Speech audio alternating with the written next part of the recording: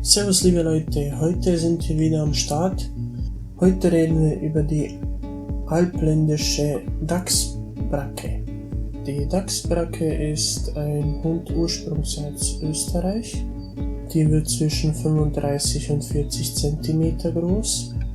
Gewicht liegt zwischen 15 und 18 Kilo und die wird bis 12 Jahre alt.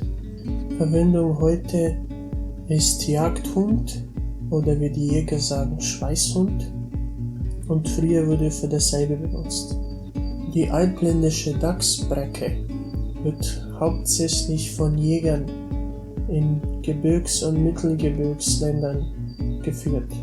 Ihre Eigenschaften wie Feinnasigkeit, ausgezeichnete Leistungen beim Fährtenarbeit, Nachsuche auf Schlachtwild, laute Jagd, Todverbellen oder Todverweisen. Diese ganzen Eigenschaften haben sie zu einem treuen Begleiter für Jäger und Berufsjäger gemacht.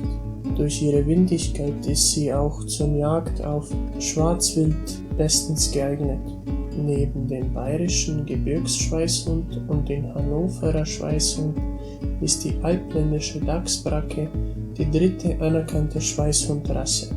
Die Dachsbracke ist durch Selektion aus der Sigurischen Bracke, also Keltenbracke, gezüchtet worden und deshalb lässt sie ihre Spur bis in die Keltenzeit zurückfolgen. Auf keltischen und römischen Jagdszenen finden Sie immer wieder Hundedarstellungen, welche der heutigen Dachsbracke verblüffend ähnlich sind. Die alpenländische Dachsbracke ist ein ausgesprochen familiärer Hund, gehört aber aufgrund ihrer Position ausschließlich in Jägershände. Die Dachsbracke ist ein kräftig gebauter, jedoch sehr beweglicher Jagdhund mit robustem, stark knochigen Körperbau, fester Muskulatur und dichten Stockhaar. Ideelle Schulterhöhe zwischen 35 und 39 cm.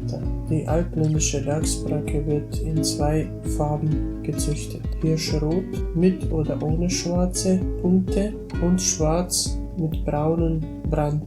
Eine Kurzfassung: Die alpländische Dachsbracke ist ein guter Familienhund. Er versteht sich gut mit Menschen und mit Kindern und verteidigt das Eigentum von den Herren, braucht wenig Pflege, ist sehr leichtführig und braucht viel Auslauf. Und das war's auch schon für heute. Wenn euch das Video gefallen hat, abonniert meinen Kanal und bis zum nächsten Mal. Servus!